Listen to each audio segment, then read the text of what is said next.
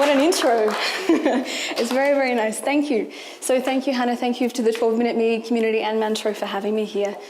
And my time is running. So my name is Tiffany Hart, and I'm an entrepreneur. I'm a business consultant, and I also work as the marketing manager for Global Access, which is a cloud computing company here in Munich. So first I want to know a bit about you. Can you understand my accent? Yeah? Okay, so I would like to know who in this room has thought about creating a business? Hands up. Thought about it. Okay, so then hands up who has created a business or a startup. Okay, so we have some people that have got some experience. So as you can see, there's many of us in the room that have thought about it and who have done it. But the biggest thing, some people think about it and some people do it. Yeah. So the problem with all of this is, why don't people do it? Why don't people actually do what they want to do? Everyone wants to be a winner, so why don't we do it? And what holds us back? Any ideas? Fear. Ah, amazing. Fear, exactly. So the biggest thing is fear. So fear is holding us back, and it's the fear of losing, it's the fear of being rejected, it's the fear of following your path, it's the fear of not getting asked, it's the fear of not doing it. Fear holds us back all the time. And so has anyone ever felt fear? Hands really up. Okay, so everyone's felt fear, and so have I. So I'm going to tell you more about some insights that I've gone through to get through this big trouble that we all experience. So when I was asked to do this talk a few months ago, I really thought hard about what I could share with you, which is going to be really useful. And I did some deep soul searching. And I realized that there's one method that really helped me to get through, and that is to overcome unsuccessful or unpleasant feelings. And today I'm going to give you a brief insight into my journey and how I work consciously through fear. So there's only one thing I really want you to take away, and if the meter stops now, that's all I want you to take away. And what it is you either win or you learn. So to give you a bit of context, I'm from a small country town in Australia, which is 5.5 hours south of Sydney and 16,418 kilometres away from here. It's a small surfing village, and I grew up in this surfing village. I come from an entrepreneurial family, and both my mum and my dad created health and lifestyle businesses for the last 35 years. I come from a family of bloody hard workers, and they worked super, super hard. And I was determined to get my own freedom as soon as possible. So when I was 12, I started my first job. And I started frying fish and flipping burgers in the local fish and chip shop, because all the hot surfy guys are hanging out there. So I thought I'd hang out with the hot surfy guys.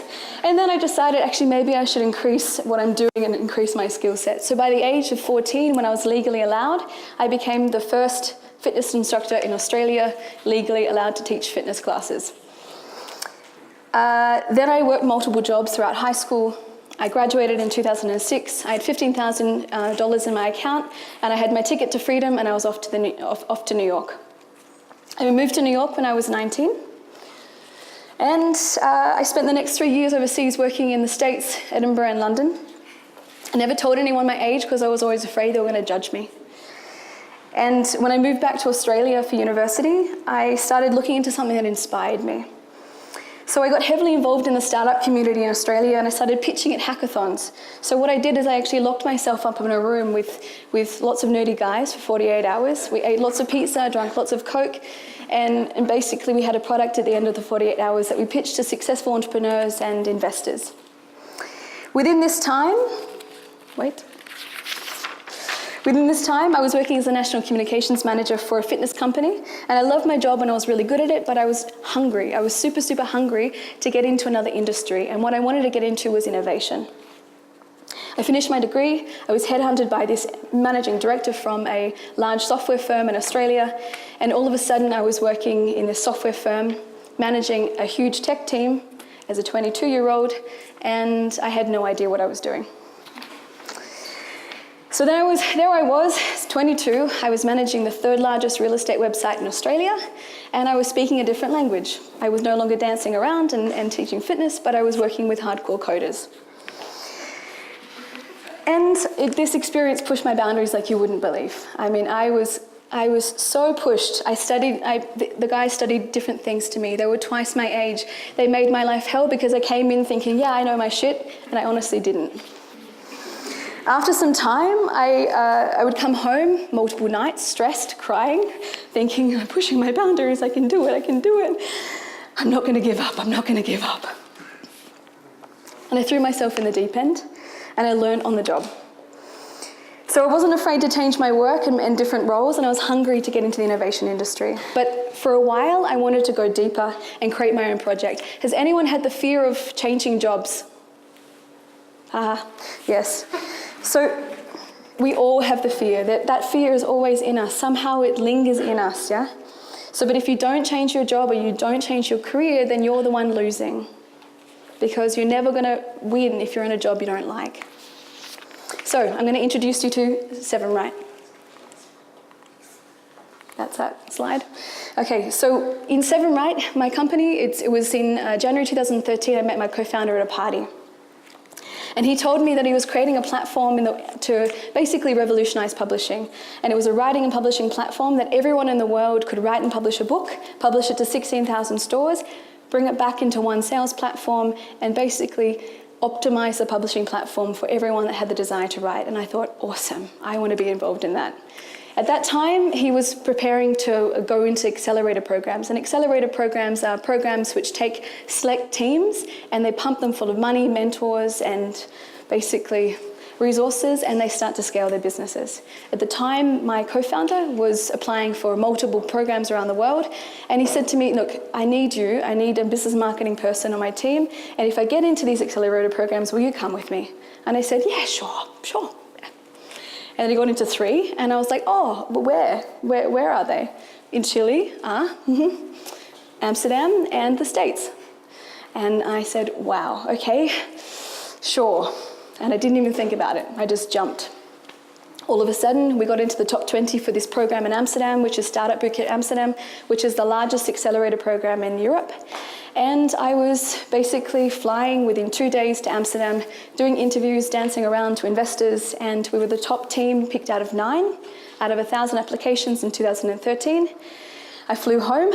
I told my husband that we might move.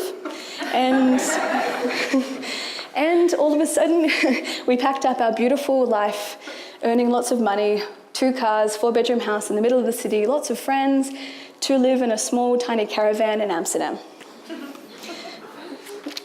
So we made it through. And the fear of, there was a lot of fear, but the excitement and the rush of doing something new and exciting was too much to control, so both of us jumped.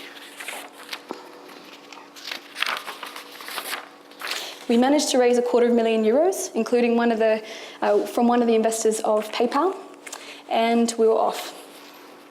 So what I want to talk to you about is fearless communication. At this point, we had 3 of us. There was a CTO, my COO, and myself, the CEO. At the time, we didn't know each other. We basically hopped on a plane and we started the company from that moment. We were building a business that was already funded, and we didn't know each other. We were working ridiculous hours, we were overexhausted, we had conflicting values, we didn't know where we should work, back in Australia or in Amsterdam, we didn't know who was doing what jobs. We basically had to get to know each other on the job. We had to learn each other's strengths and weaknesses in those moments. We were raising capital, and because now we were deep down in the accelerator program, we had to put on a glossy surface to say, hi, yes, we are the best team, and when we were pitching at Demo Day. Demo Day is a program where every company works towards to raise investment. So at that time, my co-founder and I rehearsed a pitch for 2 months. We perfected every single sentence, every single word. We presented at Demo Day. Demo Day was in Amsterdam, and we had the Queen of the Netherlands, Nelly Cruz, who is the Director of Innovation, or Manager, whatever, Innovation, Parliament, EU Parliament, and 500 investors. We smashed it out of the park, and that's when the problem started. We were afraid we didn't work well together. We were afraid we were going to lose the money. We were afraid we didn't properly communicate these fears with each other. We had so much pressure from the program, we had so much pressure from our investors, and we were afraid to even talk about these points because we had already built something and we didn't want it to smash. So we left these topics, we let them build up, and in November, I had to do a really hard job and fire my original co-founder. So looking back from this experience, the most important thing is to really open up and clearly communicate, and that'll break down the fear of what can happen. So fearless care, or care fearlessly. We continued to build the company. We were featured on TechCrunch. We were going to lots and lots of different events. We were getting authors and publishers on the platform. My CTO got really sick. He fell off his bike in February and wasn't healing. He became more inflamed and stressed. His mood changed, and we couldn't get through to him. My husband is a functional medicine practitioner, and we're offering lots of health advice to him, and unfortunately he wasn't taking it. It got worse and worse. And he didn't take a holiday or didn't take a break or a weekend in 18 months, and so he worked himself very into a very sick state. Matt and I decided to move to Munich in July.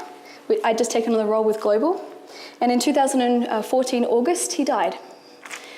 And it's a horrible, horrific experience, really horrible. And what happened was he pushed himself to such an extent where he couldn't contain it anymore. His body was getting sick. And in those moments, we all had to think, what are we doing here? How can we help? He had a double stroke. He was a lovely guy. He was an amazing talent. He was a typical Aussie, and he pushed himself over the limits. In the startup world, teams are encouraged to eat really shitty food and push like crazy and do crazy hours and push beyond what they can really do.